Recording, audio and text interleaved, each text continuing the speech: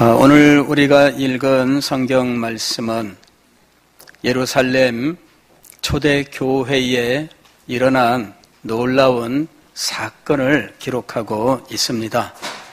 사도 베드로가 오순절날 성령 강림 사건 이후에 성전에 모여든 많은 사람들을 향하여 설교를 하였는데, 이 설교를 듣고 난 사람들이 형제들아 우리가 어찌할꼬라고 가슴을 치며 통곡할 때, 그때 베드로가 이 사람들에게 하나님의 약속을 제시합니다. 베드로가 이르되 너희가 회개하여 각각 예수 그리스도의 이름으로 세례를 받고 죄 사함을 받으라. 그리하면 성령의 선물을 받으리니. 이들에게 회개하고 세례를 받으라, 이렇게 권면을 합니다. 그러면 하나님께서 성령을 선물로 주실 것이다. 그런데 이 약속하신 성령의 선물은 제한 없이 회개하고 예수 그리스도를 믿으며 주 앞에 나아오는 모든 사람에게 약속을 하고 있습니다. 이 약속은 너희와 너희 자녀와 모든 먼데 사람, 그 주 우리 하나님이 얼마든지 부르시는 자들에게 하신 것이라. 이 약속은 그냥 단순히 그냥 한 문장으로 선포된 것이 아니에요. 이 약속이 참이라고 하는 사실, 진정으로 하나님의 약속이라고 하는 사실을 여러 말로 확증하며 권하여라고 말씀합니다. 여러 말로 확증하였다라는 말은 성경 말씀을 가지고 증거했다는 말이에요. 성경에 이러한 하나님의 약속을 제시하고 있는 본문들이 많이 있는데, 이것을 하나하나 예를 들어 설명하면서 하나님께서 성령의 약속을 하셨다라고 증명을 한 겁니다. 그리고 이 약속의 말씀은 듣는 것으로 끝나서는 안 됩니다. 이 말씀을 받아들여야 돼요. 그리고 이 말씀이 지금 권면하고 있는 일, 회개하여 세례를 받고 죄사함을 받으라, 이렇게 말씀한 일을 실천해야 되는 것이죠. 그래서 권하여 이르되 너희가 이 패역한 세대에서 구원을 받으라. 그때 베드로의 설교를 듣고 이 논증을 듣고 권면의 말씀을 들은 사람들이 세례를 받았는데 3,000명이나 숫자가 늘어났다. 3,000명이 세례를 받았다, 이렇게 이야기를 합니다. 이거는 엄청난 사건이에요. 한 번 설교를 듣고 권면을 받고 3,000명이 세례를 받았어요. 이것은 너무나 놀라운 이적입니다. 그런데 이 초대교회에 계속되는 아주 아름다운 모습이 있었는데, 이것이 43절부터 47절까지의 모습입니다. 성경을 읽는 모든 시대의 사람들이 누구나 부러워하고 이루고 싶어하는 아름다운 교회의 모습, 바로 이것이 43절부터 47절까지에 나오는 예루살렘 교회의 모습이었던 것입니다. 이 교회의 모습은 능력 있는 교회의 모습을 우리들에게 보여주고 있습니다. 모두 10가지 사실이 등장하는데, 첫째는 사람마다 두려워하였다. 둘째는 사도들로 말미암아 기사와 표적이 많이 나타났다. 세 번째로는 믿는 사람이 다 함께 있었다. 네 번째는 이 성도들이 모든 물건을 서로 통용했다. 다섯 번째는 그 중에서 어떤 사람들은 재산과 소유를 팔아 각 사람의 필요를 따라 나누어 주었다. 여섯 번째로는 날마다 마음을 같이하여 성전에 모이기를 힘썼다. 일곱 번째는 흩어져서 집에서 떡을 떼며 기쁨과 순전한 마음으로 음식을 먹었다. 여덟 번째로는 하나님을 찬미하였고, 아홉 번째로는 온 백성에게 칭송을 받았으며, 열 번째로는 주께서 구원받는 사람을 날마다 더하게 하셨다 하는 것이죠. 정말 이런 교회가 지상에 존재한다면, 아니 우리 교회가 이와 같은 모습을 가진 교회가 될 수 있다면 얼마나 좋을까요? 많은 분들이 이 예루살렘 교회의 모습을 놓고 하나님 앞에 기도를 했습니다. 그리고 소망을 가졌습니다. 초대교회로 돌아가자. 초대교회로 돌아가자. 초대교회 구체적으로는 어디냐면은 사도행전 2장 43절로 47절의 교회로 돌아가자라고 하는 거예요.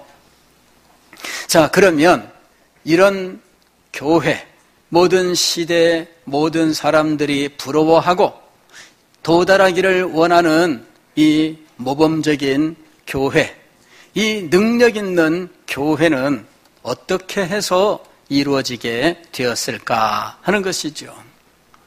물론 근본적으로는 하나님의 은혜입니다.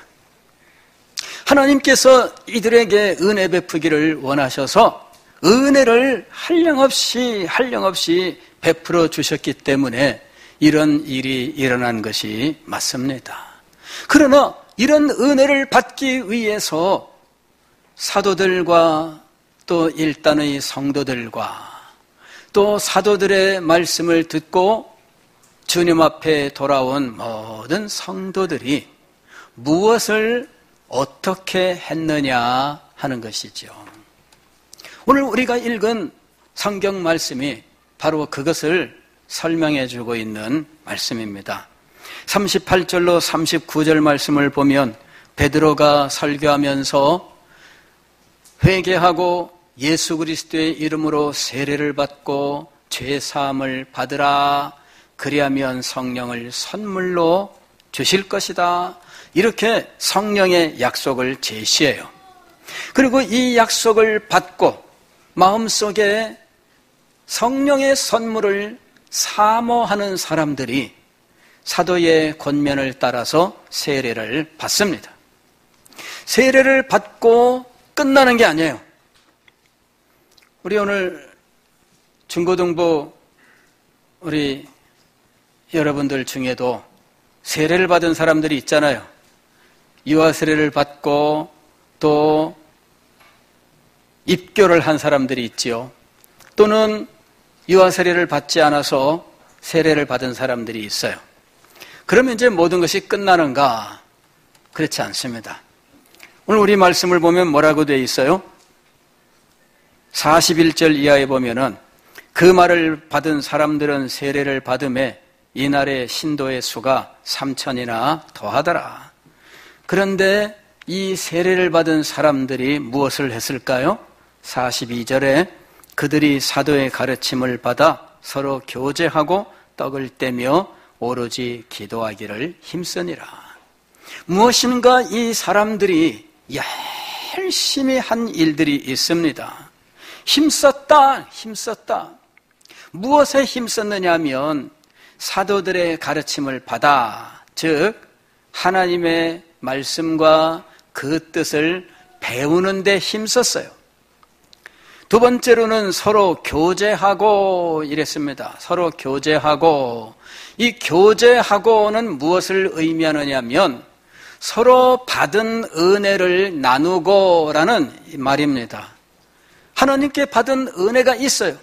그 받은 은혜를 증언하는 거죠.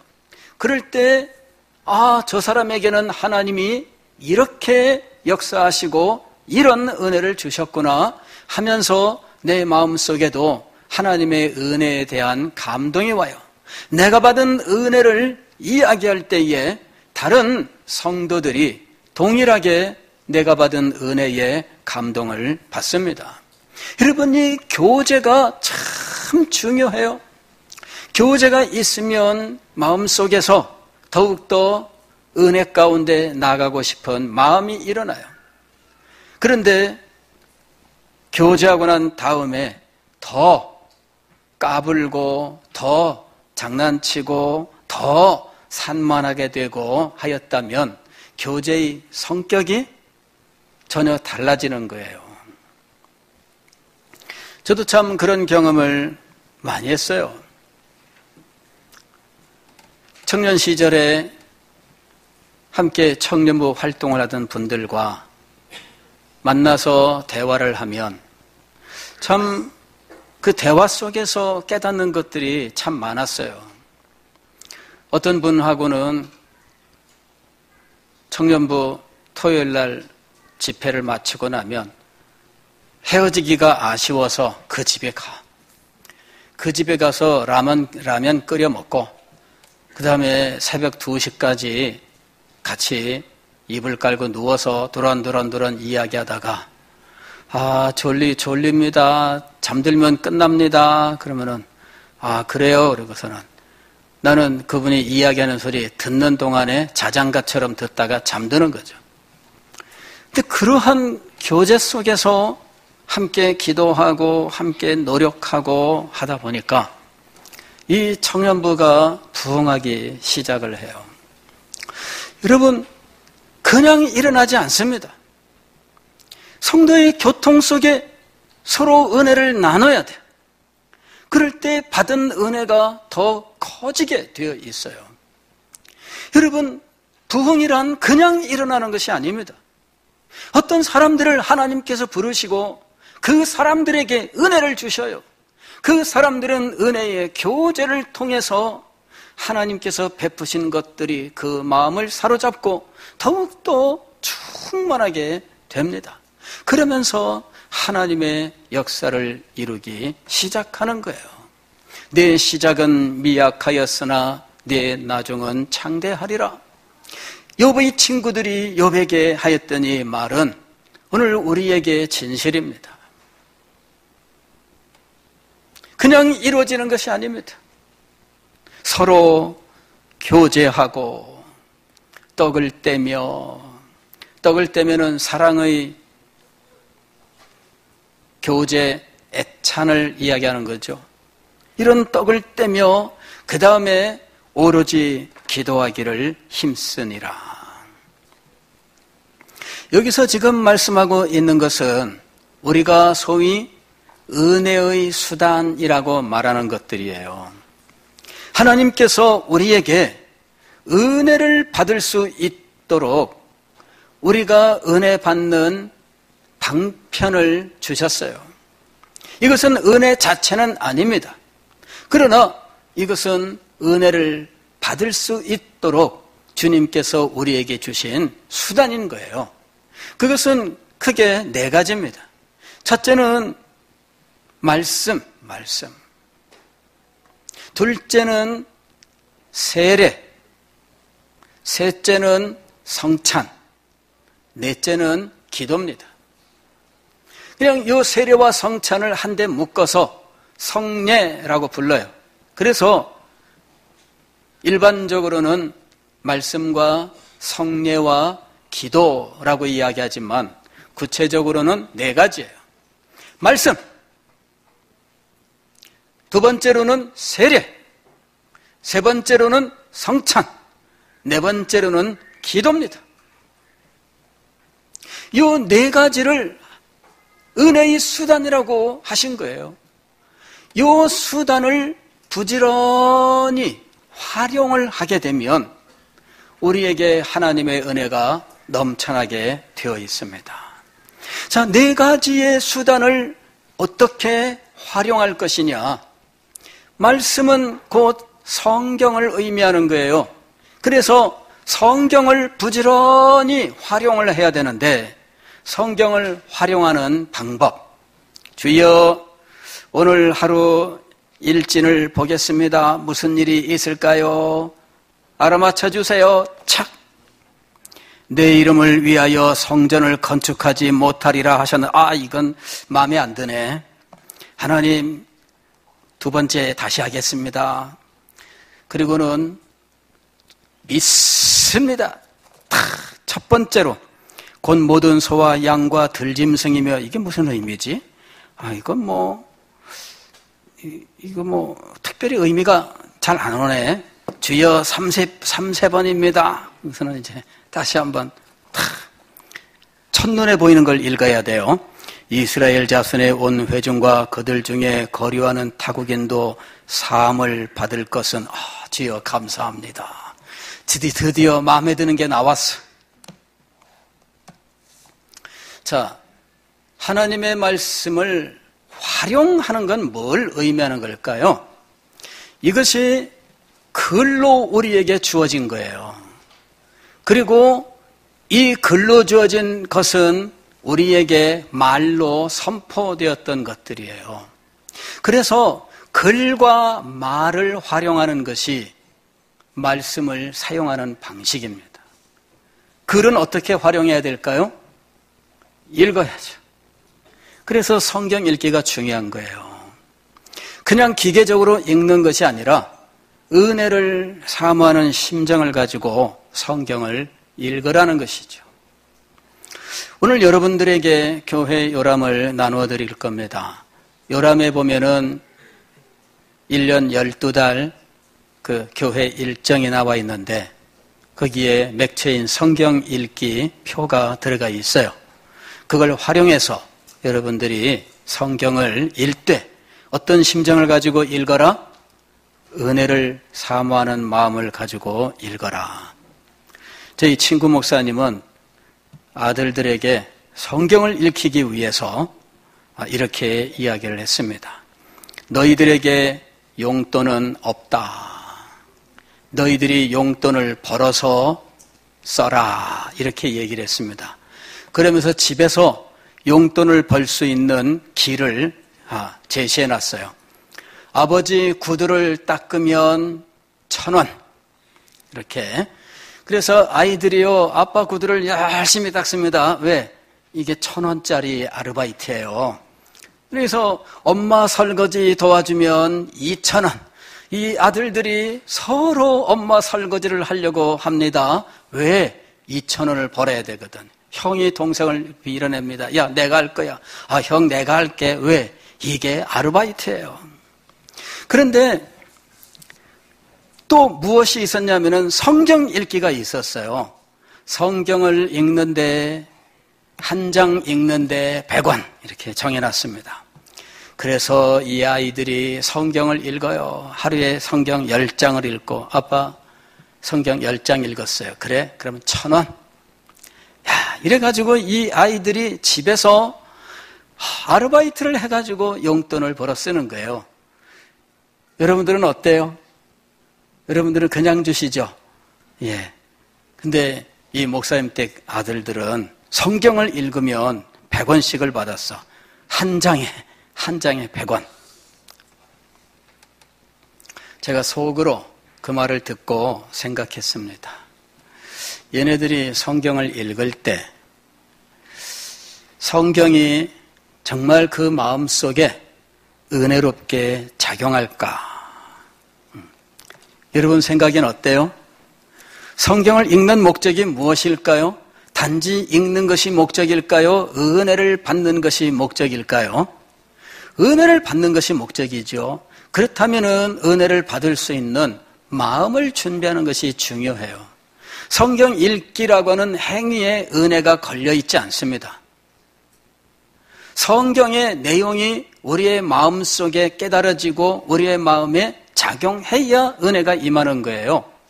그래서 성경 읽기라고 하는 행위를 하는데 집중하게 만드는 방식은 지혜로운 방식은 아닌 거죠.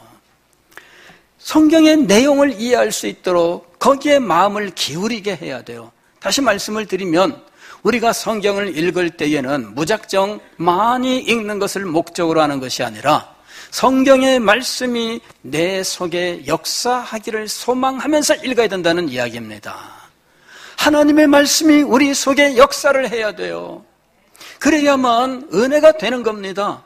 많이 읽은 것이 은혜가 되는 것이 아니라 그 말씀의 참 뜻이 우리에게 역사한 것이 은혜가 되는 거예요. 많이 읽지 말라는 말씀입니까? 아니에요. 많이 읽고 그래서 내용들을 익숙하게 하는 것은 도움이 많이 돼요. 그러나 무엇이 없으면 안 됩니까? 말씀의 내용이 우리에게 은혜롭게 작용하는 이것이 없으면 안 되는 거예요. 그래서 우리는 하나님의 말씀을 대하면서 늘 하나님의 말씀이 은혜롭게 역사하기를 소망해야 된다 하는 것입니다. 하나님의 말씀은 선포된 말씀이었습니다. 그러므로 말씀의 선포에 귀를 기울여야 돼요. 그리고 이 말씀을 들을 때에 하나님 말씀의 뜻, 하나님이 제게 가르쳐 주시는 하나님의 뜻이 내 마음속에 은혜롭게 역사하게 해 주십시오. 기도하면서 이 말씀을 들어야 된다 하는 겁니다. 말씀을 활용하세요. 또 세례와 성찬을 활용하셔야 됩니다. 세례는 일생 한 번밖에 받지 않습니다.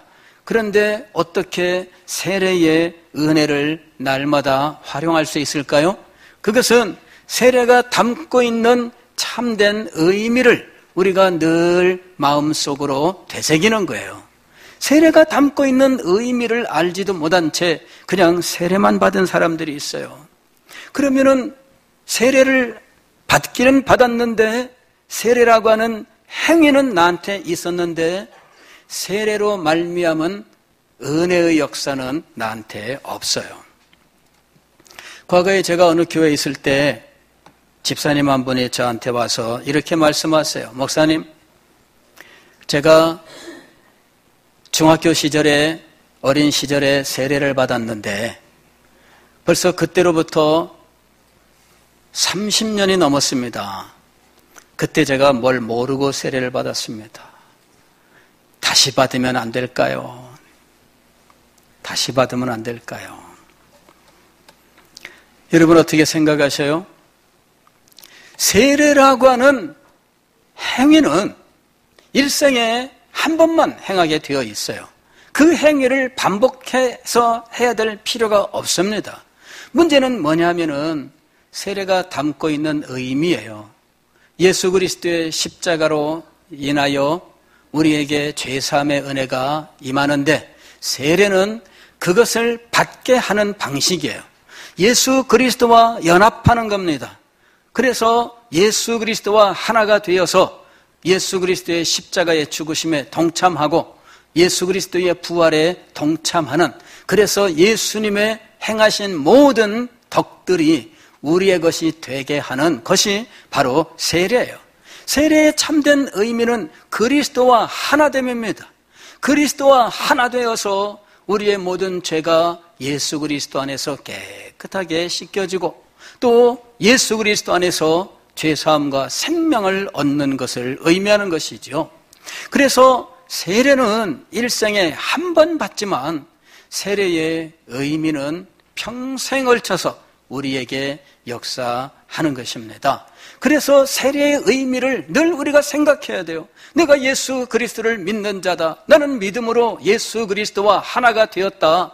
그리하여 나는 죄사함을 얻으며 하나님의 자녀가 되었고 하나님께서 나에게 천국의 기업을 주시는데 지상에서 이것을 맛보며 살게 하신다. 이 믿음을 분명히 가지고 주님 앞에 나아가야 된다 하는 거예요. 성찬에 참여하는 것, 이것도 역시 마찬가지입니다. 성찬이 담고 있는 진리가 있어요. 이것은 예수 그리스도의 살과 피입니다. 예수 그리스도의 살과 피는 예수 그리스도의 십자가 위에서 우리를 위하여 주신 생명의 떡이에요. 이 생명의 떡을 먹음으로 우리는 생명을 풍성하게 받아 누리게 되어 있습니다. 십자가의 진리를 깨달아 알고 그 진리가 그 마음속에 늘 살아서 합동하게 하는 자리에 나가야 돼요. 그리하면은 성찬을 통하여 베푸시는 생명 충만의 은혜를 우리에게 허락해 주시는 거예요. 활용을 해야 됩니다. 활용이 없이 그냥 기계적으로 참석을 하는 것은 아무런 의미가 없어요. 과거에 종교개혁이 일어난 이유가 있습니다. 과거의 로마 교회는 지금도 여전히 같은 신학을 가지고 있지만 이런 교회의 성례에 자동적으로 은혜가 역사한다라고 가르쳤던 거예요. 그러니까 내 마음속에 참된 진리가 역사하지 않아도 참석 그 자체가 나에게 은혜가 되는 것으로 가르쳤던 거예요. 이것이 자동적으로 은혜가 임하는 교리예요. 그러나 우리는 성경을 볼 때 자동적으로 임하지 않는다라고 하는 사실을 압니다. 모세가 이스라엘 백성들에게 할례를 행하라는 율법을 가르쳤지만 그러나 동시에 마음의 할례를 받아라 하고 가르쳤던 거예요. 할례라고 하는 행위가 아니라 그 할례가 담고 있는 그 언약, 이것이 그 사람의 마음속에 살아 있어야 된다는 거예요. 성경은 항상 거룩한 의식이 저절로 은혜를 담고 우리에게 은혜롭게 역사하지 않는다고 말씀합니다. 이 의식에 참여하는 사람들은 항상 믿음을 발휘해야 돼요. 믿음을. 하나님의 말씀을 들을 때에도 믿음을 발휘해야 돼요. 세례와 성찬에도 믿음을 발휘해야 돼요. 기도할 때에도 믿음을 발휘해야 돼요. 이 활용에는 반드시 그 사람의 믿음이 역사해야 된다는 겁니다. 교회는 성도들이 이 은혜의 수단을 활용할 수 있도록 여러 가지 의식들을 가지고 있어요. 이거는 은혜의 수단 자체가 아니라 은혜의 수단을 활용할 수 있도록 해주는 거예요. 예배가 은혜의 수단을 활용하는 자리입니다. 이 자리에 참여하되 믿음으로 참여하는 사람들은 예배 속에서 은혜의 수단이 우리에게 다양하게 역사하고 있는 것을 알게 돼요. 이것을 활용하는 순간들 있습니다. 찬양할 때, 찬송할 때 이것이 바로 은혜의 수단을 활용하는 거예요. 찬송은 곡조 있는 기도입니다. 여러분이 찬송을 할 때에는 여러분이 하나님 앞에 기도하고 있는 거예요. 그래서 찬송할 때는 가만히 있으면 안 돼요. 찬송을 해야 돼요. 제가 예배 시작할 때마다 성도들을 쭉 봅니다. 그럴 때 찬송을 하는데 찬송을 안 하는 사람들을 볼 때 그때 마음속에 안 되는데 이런 마음이 있어요. 안 되는데. 왜요? 찬송 안 하면은 은혜가 임하지 않을까요? 물론 일반적으로 먹고 사는 일은 해요. 그러나 우리가 말하는 것은 하나님께서 우리에게 특별하게 베푸시는 은혜잖아요. 그렇다면 찬송할 때 찬송해야죠. 다 같이 찬송을 부르는데 찬송하지 않는 것은 여러분 은혜의 자리에서 구경꾼이 되겠다는 겁니다. 구경꾼에게 무엇이 임하겠어요? 참여하는 사람에게 임하는 거죠. 그래서 여러분 찬송을 하세요. 어떻게 찬송해야 돼요? 힘껏 찬송하셔야 돼요. 그냥 다 죽어가는 목소리가 아니라 자기의 마음이 담기는 그런 소리로 찬양을 하셔라 이거죠. 나는 잘 모르는 노래인데요. 그러면 배워야죠. 그걸 열심히 따라해야 배우는 겁니다. 가만히 있으면 배워지는 게 아니라 열심히 따라해야 돼요. 그렇게 해야 여러분 우리의 마음속에 하나님의 은혜를 받을 수 있는 준비가 생기는 거예요. 기도 여러분 하나님께서 우리에게 은혜를 주시는 거죠. 그런데 기도 전에 무엇을 불러요? 찬송을 불러요. 왜 그럴까요? 우리의 마음을 하나님의 은혜를 받을 수 있도록 준비시키는 거예요.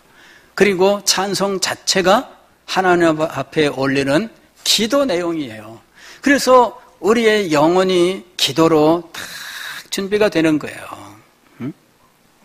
하나님 앞에서 우리가 다양한 방법으로 하나님의 은혜를 받을 수 있도록 은혜의 수단들을 활용해야 되는 거예요.